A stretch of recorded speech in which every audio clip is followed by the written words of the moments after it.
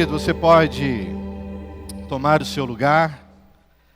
Graça e paz da parte do nosso Senhor Jesus Cristo.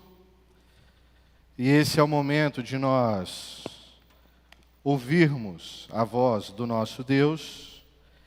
E eu quero, para isso, convidá-lo a abrir a sua Bíblia na primeira carta que João escreveu, já no finalzinho aí da sua Bíblia. Primeira Epístola de João, capítulo 4. E a leitura será nos 6 primeiros versículos. Então, primeira carta que João escreveu, capítulo 4, leitura dos 6 primeiros versículos, que diz assim, a palavra do nosso Deus. Amados, não creiam em qualquer espírito, mas examinem os espíritos para ver se eles procedem de Deus. Porque muitos falsos profetas têm saído pelo mundo. Vocês podem reconhecer o Espírito de Deus deste modo. Todo espírito que confessa que Jesus Cristo veio em carne procede de Deus. Mas todo espírito que não confessa Jesus não procede de Deus. Esse é o espírito do anticristo, acerca do qual vocês ouviram que está vindo e agora já está no mundo. Filhinhos, vocês são de Deus e os venceram, porque aquele que está em vocês é maior do que aquele que está no mundo. Eles vêm do mundo, por isso o que falam procede do mundo, e o mundo os ouve. Nós viemos de Deus, e todo aquele que conhece a Deus nos ouve. Mas quem não vem de Deus, não nos ouve. Desta forma, reconhecemos o espírito da verdade e o espírito do erro. Amém. Meu querido, como que nós conseguimos acertar? Como é que a gente consegue fazer o que deve ser feito? Falar não, porque precisa dizer não. Como é que a gente diz sim para aquilo que a gente tem que dizer sim? Nos nossos dias, onde a gente tem muita informação, muita coisa para escolher, uma das coisas que todo cristão precisa aprender a ter é critério. Sabe, a gente precisa aprender a escolher as coisas certas, porque opção a gente tem muita. O que escolher, o que fazer, o que ter, a gente tem muita opção. E como então que a gente filtra, escolhe e fica com aquilo e somente aquilo que a gente deveria ficar? Você sabe por que a gente tem muita denominação evangélica? Estou falando só do nosso lado. Porque a gente não concorda com tudo. Porque as nossas doutrinas, a nossa maneira de interpretar a Escritura Sagrada, a nossa eclesiologia, a nossa maneira de ver igreja, se difere nos nossos dias. E na história também, foi sendo diferente uma da outra e foi se crescendo então várias visões do que é ser igreja e do que é ser igreja evangélica, cujo evangelho é o centro. Por isso, critério passa desde a sua vida eclesiástica até a pequenina escolha que você faz todos os dias da sua vida, aonde você vai ter que decidir qual é o espírito que está por trás disso. Porque essa é a realidade do mundo. João está dizendo que existe o Espírito de Deus, mas existe também um espírito do mundo. E aqui João está falando de Satanás. É interessante que ele usa a imagem, uma imagem aqui escatológica, que aponta para a consumação do final dos tempos, da realidade onde Cristo virá e estabelecerá de uma vez por todas o reino de Deus, determinando que o pecado saia da sua criação, e por isso a existência da vida eterna estabelecida de uma vez por todas. Mas o foco de João não é na pessoa do anticristo em si. João está falando de um espírito que age por trás do anticristo, que é do inimigo de Deus, Satanás. Que desde a sua rebeldia, ele passeia pela criação de Deus, tentando deturpar quem Deus é, quem Jesus Cristo é e quem o Espírito de Jesus é. A Bíblia o chama de pai da mentira, o chama de homicida, ou seja, esse usurpador das coisas criadas por Deus, esse parasita, age na história há muito e muito tempo, através de pessoas, instituições, ideias, coisas, para que eu e você, na hora de escolher, tenhamos duas opções, entre escolher o certo e o errado. E é aqui então, meus queridos, que a gente tem um grande desafio como povo de Deus, do qual a gente não leva em consideração.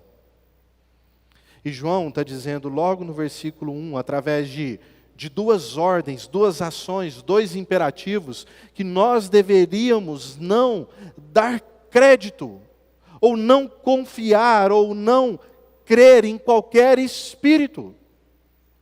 E quando ele usa essa expressão, ele está dizendo, olha, a gente não pode acreditar em qualquer coisa. A gente não pode escolher qualquer coisa. Ou melhor, a cada etapa da nossa vida que a gente tivesse que escolher alguma coisa, a gente deveria sentar e examinar. A gente deveria avaliar. A gente deveria colocar à prova. E quando João está expressando isso, ele está dizendo para um grupo de leitores que estavam recebendo investidas de falsos profetas, que não consideravam Jesus Cristo de Nazaré como Deus. Porque o Deus, para eles, Criador de todas as coisas, não poderia se encarnar. Não poderia habitar para aqueles que naquele tempo consideravam a criação algo ruim. E João está dizendo que através da própria experiência dele, no começo da sua carta, que ele viu Jesus, ele tocou em Jesus, ele ouviu Jesus, ele aprendeu com Jesus, que Deus se encarnou. E quando João escreve para os seus leitores, ele está dizendo, olha, vocês precisam aprender então a colocar as coisas em prova. Porque fé, crer ou dar crédito, é um substantivo ou uma ação, quando ele se transforma em verbo, crer, que pertence à cristandade. É o povo de Deus que exerce a fé. Porque fé é nós termos convicção das coisas que aconteceram no passado, nos fatos, e por conta desses fatos eu poder acreditar nas coisas que deverão acontecer no futuro. Isso é fé. É olhar para a obra realizada por Deus e acreditar na promessa de Deus que vai acontecer amanhã. Isso é fé. Quando nós depositamos essa ação em qualquer coisa, a gente está correndo um risco sério. Sabe, a última novidade, a última moda, a última maneira de ganhar dinheiro, a última maneira de se vestir, a última maneira de falar, a última maneira de se interagir socialmente, tudo que a gente faz sem avaliar, que nós damos crédito, depositamos a nossa fé, confiamos com o compromisso do nosso coração, e por isso estamos dizendo que eu acredito nos fatos, e aquilo que ele diz sobre o futuro eu também acredito, a gente corre o risco de estar seguindo o espírito do anticristo. O espírito do anticristo. E como é que a gente não dá crédito? Como é que a gente examina? Como é que a gente prova? Na sua carta, João, ele vai aplicando provas aos seus leitores. Ele vai fazendo-os enxergar se eles de fato creem na verdade do Evangelho. Se eles de fato vivem em santidade. E se eles também, por conta dessas duas primeiras coisas, servem as pessoas, amam o seu próximo, praticam aquilo que só o Evangelho pode capacitar o ser humano fazer pelo seu semelhante. E quando ele chega no capítulo 4, ele fala assim, olha, deixa eu dizer para vocês que não é tão fácil passar nessa prova. Para passar nessa prova, primeiro, vocês precisam ter uma convicção tremenda de quem é Jesus. O versículo 4 ele diz assim, filhinhos, vocês são de Deus e os venceram, porque aquele que está em vocês é maior do que aquele que está no mundo.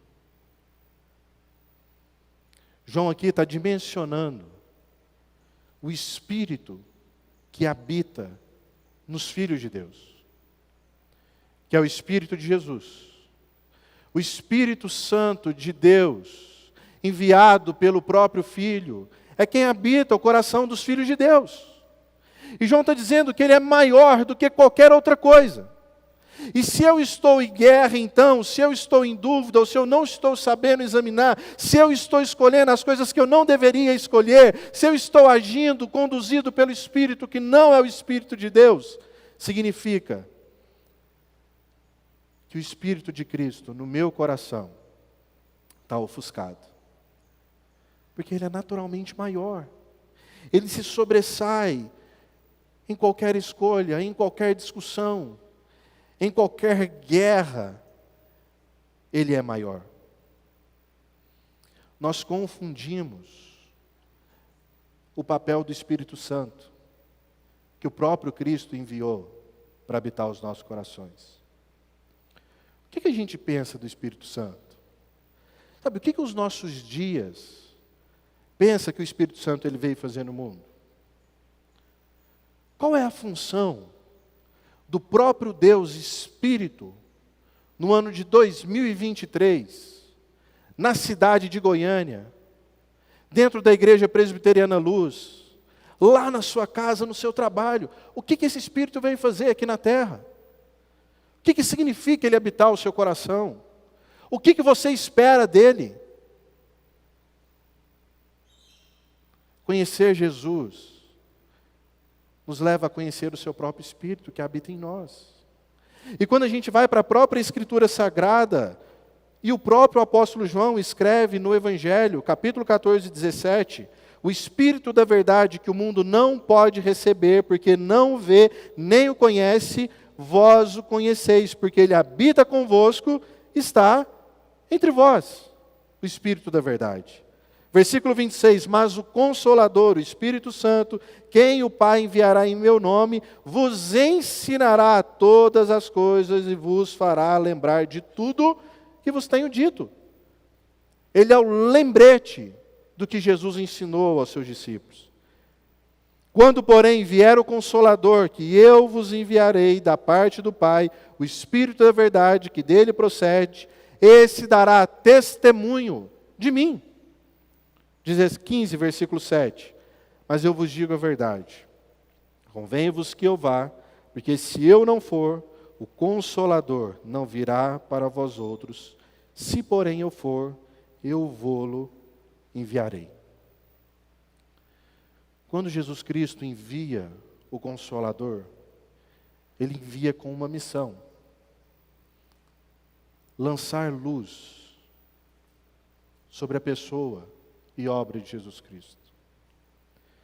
É isso que o Espírito Santo de Deus continua fazendo hoje, meus queridos. Ele continua nos ensinando e lembrando quem é Jesus. Quem Jesus diz ser que Ele é. Não é isso que Jesus está dizendo? Olha, o Espírito vai lembrar vocês do que eu mesmo ensinei. O Espírito não vai ensinar mais nada novo. O Espírito Santo de Deus não vai revelar nada novo. Ele não vai trazer nada diferente. O que Ele continua fazendo é lançando luz sobre a pessoa e obra de Jesus Cristo, que nasceu de Maria, concebida pelo Espírito, que cresceu em estatura, sabedoria e graça, que foi condenado pelos religiosos e pela sociedade civil do seu tempo, que morreu uma morte de cruz, da qual estava prevista por Deus Pai na eternidade como sacrifício substitutivo para que o povo de Deus pudesse ter a ira de Deus aplacada e com isso o perdão dos seus pecados, para que pudessem se reconciliar com Deus novamente e ter vida eterna, a vida que só Jesus tem. A gente precisa conhecer esse Jesus. Mas o nosso coração, ele está o tempo todo sendo assediado por um espírito que tem como objetivo ofuscar a pessoa de Jesus. No tempo de João, o problema era que Jesus não se tornou carne, não habitou entre nós, cheio de graça e de verdade. No nosso tempo, a gente quer um Jesus que ama, mas que não condena ninguém. A gente quer servir um Jesus que satisfaz todos os nossos desejos de prosperidade financeira. Meu querido, Jesus não veio fazer isso.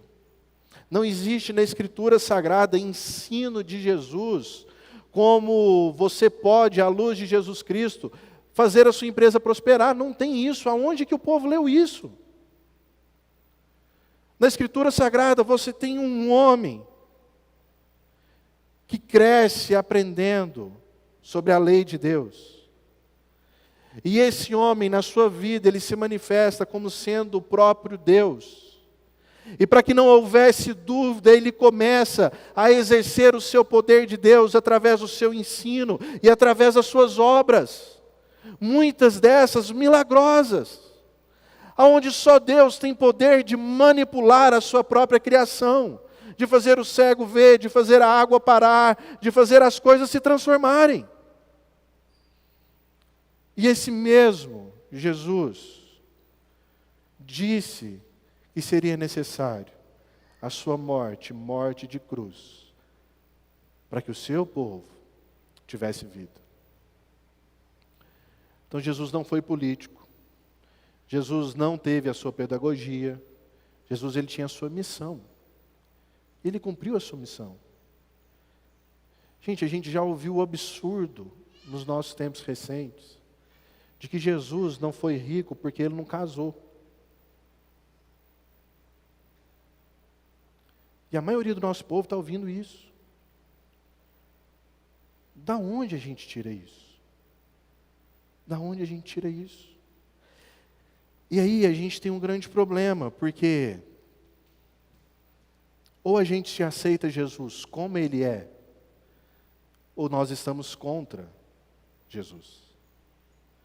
Ou nós nos rendemos aos pés de Jesus Cristo, o Rei Salvador, como Ele diz ser, ou nós estamos contra Jesus.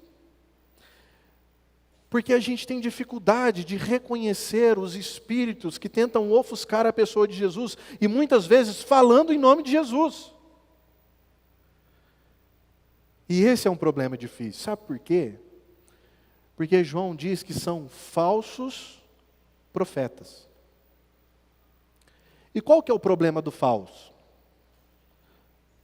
Qual que é o problema do falso? É que ele é muito parecido com o verdadeiro. É por isso que a gente o considera falso, falsificação. Porque se não houvesse semelhança nenhuma, qualquer pessoa conseguiria distinguir.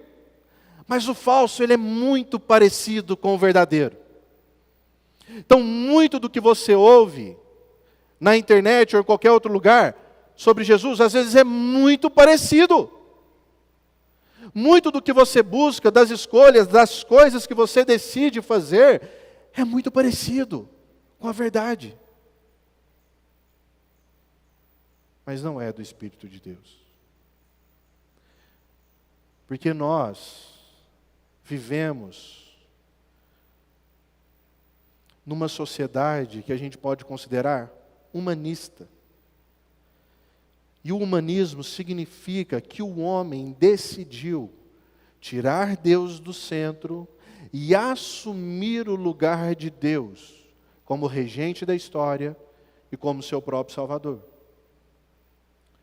Isso é o humanismo. E na nossa sociedade a gente pode considerar ela humanista e neopagã. O que isso significa? Que nós conhecemos o Evangelho e conscientemente nós rejeitamos o Evangelho. Porque o paganismo antigo eram pessoas que não tinham ouvido a história do Evangelho.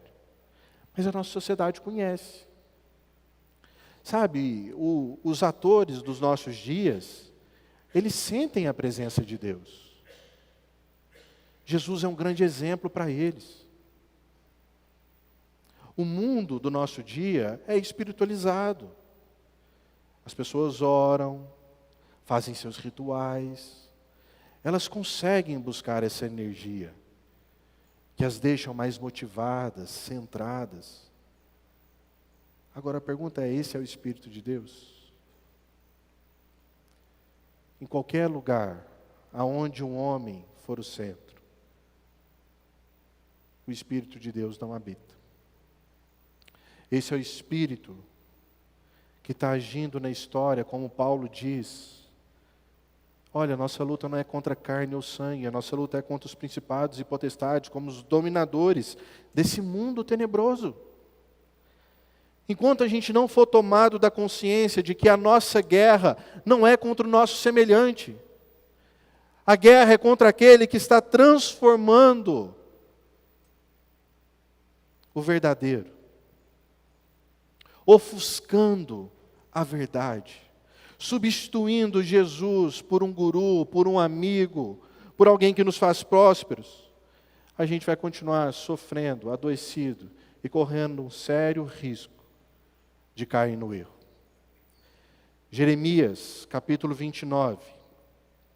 O povo havia recebido uma profecia que eles ficariam 70 anos cativos na Babilônia. E aí surgiu um profeta, chamado Ananias, no meio do povo, e disse assim: vocês não vão ficar 70 anos não. Deus me disse que são só 2. Entre 70 e 2, o que é melhor? 2. E o falso profeta, então, se tornou o profeta daquele povo. O povo se ancorou àquela verdade que, como eu disse, é muito parecido. Tem cativeiro? Tem cativeiro. Mas eu vou aliviar o tempo. Na história, Deus tira a vida daquele falso profeta. Mas através do profeta Jeremias, ele diz assim: sabe qual que é o problema dos falsos profetas? É que eles sempre profetizam segundo o desejo do vosso coração.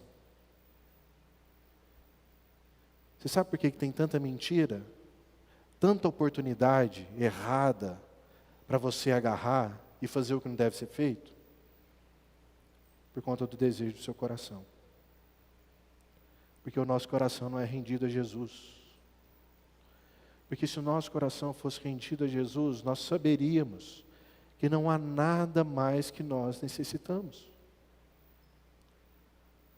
Se o nosso coração fosse rendido a Jesus, nós saberíamos que maior é o que está em nós do que o que está no mundo. E que nós já vencemos. Mas como o Espírito de Cristo não habita o nosso coração, a gente está o tempo todo produzindo desejos pecaminosos e que vão aparecer pessoas como o inimigo de Deus que está na história o tempo todo. Como uma bandeja para que a gente possa se lambuzar no pecado. Para que a gente possa aderir o erro como se fosse uma verdade. Para que a gente possa viver uma vida que não agrada a Deus. E por isso,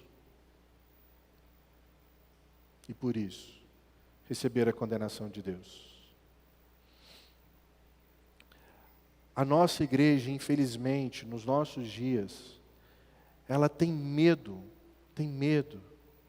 de mostrar que na realidade da natureza e do mundo criado por Deus, na palavra revelada do nosso Deus, meus queridos, só vai ter vida eterna quem está em Cristo. Quem está em Jesus. Quem não está em Jesus vai receber condenação eterna. Numa palavra muito objetiva, chamada de inferno. E na ótica da Escritura, nós não conseguimos, então, determinar como acontecerá ou como será essa realidade, a não ser que, naquele lugar, não existe a presença de Deus. E se nós já experimentamos a dor de um mundo aonde Emanuel habita no nosso meio, como será o lugar aonde Deus decidiu não estar? Se a gente já enfrenta tanta dificuldade, com Deus deixando o sol nascer para os justos e para o injusto, como será o lugar aonde Deus decidiu não administrar? Isso precisa voltar a fazer parte da nossa mente, do nosso coração como igreja.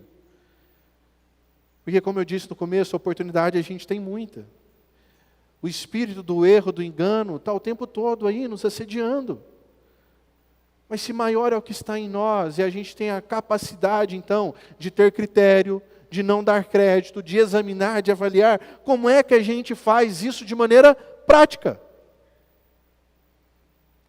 Como que eu escolho certo de maneira prática? E a gente escolhe com base no versículo 5 e 6, que diz assim: eles vêm do mundo, por isso o que falam procede do mundo, e o mundo os ouve. Nós viemos de Deus, e todo aquele que conhece a Deus nos ouve. Mas quem não vem de Deus não nos ouve. Desta forma, reconhecemos o espírito da verdade e o espírito do erro. João está dizendo aqui que existe um discurso, existe uma narrativa. E ele usa o plural aqui dizendo que somos nós quem colocamos essa narrativa. Ele está se referindo a ele e o colégio apostólico, os primeiros discípulos de Jesus, que receberam a autoridade do próprio Cristo para lançarem os fundamentos da igreja e que foram boca de Deus no começo da história. Mas hoje, quando nós lemos esse nós podemos objetivamente entender que essa narrativa que está sendo dita e que pode ser rejeitada ou aceita, é a palavra de Deus revelada. É a Bíblia Sagrada. É a história que Deus resolveu escrever para que o seu povo pudesse entender o que o próprio Deus está fazendo na história. Para que o povo entendesse qual é o movimento de Deus. Para que a gente desse resposta para as principais perguntas que são feitas o tempo todo na humanidade. De onde a gente veio, quem a gente é, para onde a gente vai, como resolver o problema, está na Escritura Sagrada. E João diz então que existe dois grupos, uma única narrativa. Mas os que são filhos do mundo, que pertencem ao mundo, a realidade onde o inimigo de Deus age, eles vivem numa coerência tão grande, que quando o falso profeta fala, que não tem a ver com a verdade de Deus, eles ouvem, compreendem, e nesse sentido eles são mais organizados do que a igreja evangélica do século 21. Porque ali há coerência. Eles vivem pelo que creem, eles dão crédito, eles examinam, eles acreditam naquilo. O problema é, eles vivem pela mentira. Mas João está dizendo assim, olha, existe outro grupo, que quando nós falamos, eles ouvem. E essa é a única maneira de nós reconhecermos o espírito da verdade e o espírito do erro. A única maneira de nós escolhermos certos, hoje, na realidade que você está vivendo, naquilo que você está fazendo, nos desafios que você tem, é conhecendo a palavra de Deus. Você precisa conhecer Bíblia. Você precisa conhecer Bíblia. E eu não estou falando de você decorar, através de música, os livros da Bíblia. Você precisa conhecer Bíblia. Você precisa conhecer a história de Deus.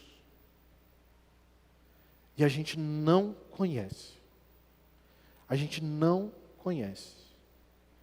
Você sabe por que a gente não conhece? Porque a igreja ela continua fazendo coisas que têm a ver com o espírito do erro. Com o espírito do anticristo. Ela continua negando Cristo nos seus atos, nas suas escolhas, no seu discurso. Nós não conhecemos Bíblia. Se a gente fizer um quiz, não para você acertar os nomes, mas para você acertar a história de Deus, nós não conhecemos Bíblia. A gente não sabe o que acontece em Gênesis e cumpre em Apocalipse. A gente não sabe por que Deus levantou os profetas. A gente não sabe por que Cristo decidiu escolher discípulos. A gente não sabe o que é um sacrifício vicário. Quando a gente vai para estudar os estágios do aprendizado, apesar de terem várias formas de se aprender, mas um deles diz que nós temos 4 estágios. Que quando a gente não conhece nada, a gente é incompetente, consciente. Mas quando você toma consciência, então, do que você precisa aprender ou do problema, você se torna um incompetente consciente. E aí depois que você aprende a fazer, você se torna um competente consciente. E aí você fica tão bom naquilo, que você vai para o 4º estágio. Você se torna um competente inconsciente. E não é assim que a gente aprende o Evangelho. O homem nunca vai ser competente. E a gente está achando que a gente é. Você está achando que você tem 30 anos de escola dominical e você já é competente. Você já sabe avaliar todas as coisas, escolher o que é certo. E com isso você está escolhendo as coisas erradas o tempo todo. O ser humano, na ótica do Evangelho de Cristo, ele não consegue ser competente. É exatamente por conta da nossa incompetência de nos salvarmos que Cristo precisou dar a vida por nós. Ele é competente. E é por isso que ele é um sacrifício vicário, substitutivo. Cristo tomou o seu lugar. Você não entrou no campo para jogar e nunca vai entrar. Jesus Cristo assumiu a humanidade. O perdão de Deus é através de Cristo. A justiça de Deus é através de Cristo. E no sentido prático, meu querido, você não consegue ser um pai competente. Muito menos uma mãe. Você não consegue ser um trabalhador competente.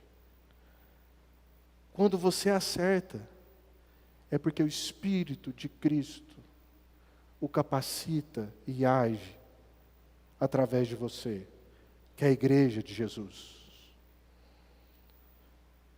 Ah, como eu amo a imagem do corpo de Cristo que Paulo traz da igreja. A gente só está aqui para ser as mãos, os pés, a boca. Mas Jesus é a cabeça, meus queridos. Você continua sendo incompetente. E o que se espera de um bom filho de Deus é que ele se torne somente consciente. Porque se a gente entender isso, a gente consegue assumir um compromisso comunitário que nós não conseguimos mais nos nossos dias. Um compromisso de, como igreja, a gente passar tudo pelo crivo da palavra de Deus. Tudo que a gente precisa escolher, tudo que a gente precisa fazer, precisa passar pelo critério da palavra de Deus. Precisa ser provado pela palavra de Deus. Ah, mas eu não conheço toda a palavra. A igreja está aqui para isso. Quantas vezes nós sentamos juntos para ler a palavra de Deus, para tomar as nossas decisões? Isso não acontece. Vem aqui durante a semana para você ver, isso aqui é um elefante branco, vazio. Não tem quase ninguém precisando tomar decisão, buscando conselho da palavra de Deus. Porque o gabinete pastoral, que é um negócio também que a gente inventou, né? Não tem na Escritura Sagrada. É um negócio meio misturado ali com psicologia, mas tudo bem. Mas quando você busca um conselho pastoral, é para uma coisa. É para que o pastor, e se ele não estiver fazendo isso, aí você precisa chamar a atenção, leva para os presbíteros, é para que ele te mostre, meu querido, olha aqui, ó, a Bíblia nesse assunto nos diz isso aqui. Vamos ver como que a gente age através da Bíblia? Isso é um aconselhamento pastoral cristão. A Bíblia está dizendo isso aqui. Ah, mas isso, meu querido, isso a gente precisa sentar e orar, porque a Bíblia não nos diz sobre isso. Isso é aconselhamento pastoral. E diz, meus queridos, os nossos escritórios estão vazios. Porque, infelizmente, o que a gente recebe já é quando o negócio foi para a lama. Os casamentos que chegam é porque já chegam com o divórcio decretado. O jovem, quando já chega, é porque o negócio já lambuzou, mas lambuzou tanto. E assim, sucessivamente, a gente vai vivendo dentro da igreja de Deus. A gente precisa dar um basta nisso. A gente precisa voltar a ser o povo da palavra. A Bíblia é nossa, meus queridos. Um dos grandes triunfos da reforma protestante é pegar a palavra, tirar da mão de pessoas exclusivas e colocar para o povo. Povo que nem sabia ler na sua maioria naqueles dias. Agora todo mundo é alfabetizado. Por que a gente não lê Bíblia? Por que a gente não estuda sobre Bíblia? Estudar mesmo. Sabe, saber a cultura daquele tempo, a revelação de Deus. Você sabia que tem coisa que Deus revela na Bíblia que cumpre ali mesmo, acabou? Tem coisa que Deus revela na Bíblia que vai cumprir muitos anos depois. E tem coisa que vai ser cumprida na pessoa de Cristo Jesus. A gente não faz a mínima ideia disso. Sabe o que significa Deus ser três? Esse negócio complexo. Tem que parar de ser ignorante da palavra de Deus.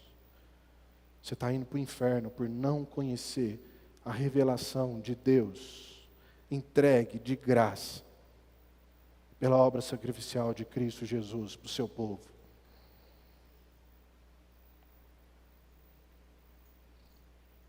Faz uma avaliação quando você sair daqui, mas sozinho na sua casa. Entra lá no seu Instagram, lá tem uma área assim, mais para o lado ali de configurações, e lá fala a sua atividade diária. E o desafio para você é, pega aquele tempo que está registrado ali por dia, e nessa semana, substitui ele por Bíblia. Substitui por Bíblia. Substitui por Bíblia. Tudo que você for fazer essa semana, que não foi essencial, substitui por Bíblia. Você precisa conhecer a palavra de Deus. Você precisa conhecer a palavra de Deus. Que Deus nos ajude nesse desafio. Para vencer a guerra que não é contra o seu semelhante, mas é contra aquele que quer ofuscar a verdade de Deus. Contra o diabo que está jogando setas, conduzindo o seu povo ao pecado, à perdição, o tempo todo, para que você não conheça Jesus Cristo e a palavra dele revelada. Vamos orar, queridos? Se você puder e quiser ficar em pé.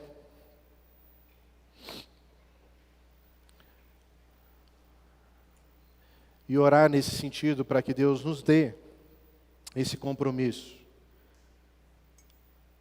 de fazer as nossas escolhas através do exame da palavra revelada de Deus. nosso compromisso como igreja, como comunidade. Pai, nós nos rendemos diante do Teu Filho Jesus, daquele que na nossa incompetência, Ele nos permitiu reconciliarmos com Deus. Nos permitiu voltar para casa, ter habitando em nós o Espírito da verdade, que é maior do que qualquer coisa nesse mundo. O Espírito que consola o nosso coração, que vai nos ensinando sobre Jesus, sobre tudo aquilo que Jesus ensinou. E nos livra, ó Deus, de tudo, absolutamente tudo que quer ofuscar a luz de Jesus nas nossas vidas. Começando pelas nossas escolhas, por como nós conduzimos a igreja no presente tempo, pelas muitas opções que o mundo nos dá, para que tudo isso seja examinado por aquilo que o Senhor deixou de forma revelada e especial para a tua igreja, que é a tua palavra. Dá sede, ó Deus, de conhecimento para o teu povo.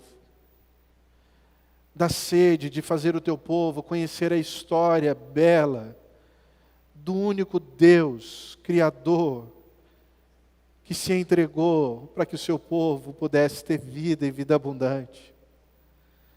Nos faz conhecer esse Deus amoroso, misericordioso, que habita no nosso meio. Nos faz entender a realidade do mundo criado pelo Senhor. Nos muitos desafios, nas lutas que nós temos que vencer, ó Deus. Nas guerras que são levantadas, nos conflitos que são travados, nas respostas que a gente tem que dar. Ah, Deus, tenha misericórdia do teu povo e nos ajuda a responder com a tua palavra. Com a tua palavra. Para que o seu nome seja glorificado em todas as nossas ações. Nos dá uma igreja madura, uma igreja que é discípulo de Jesus, uma igreja que reflete o bom perfume de Cristo Jesus, uma igreja que testemunha de Jesus Cristo de Nazaré em todo e qualquer lugar que tiver espalhado nessa face da terra, para a glória do teu nome. Que o Senhor, ó Deus, continue vendo, através da Igreja Presbiteriana Luz, aonde a gente estiver nesse lugar, na realidade mais inóspita do nosso tempo,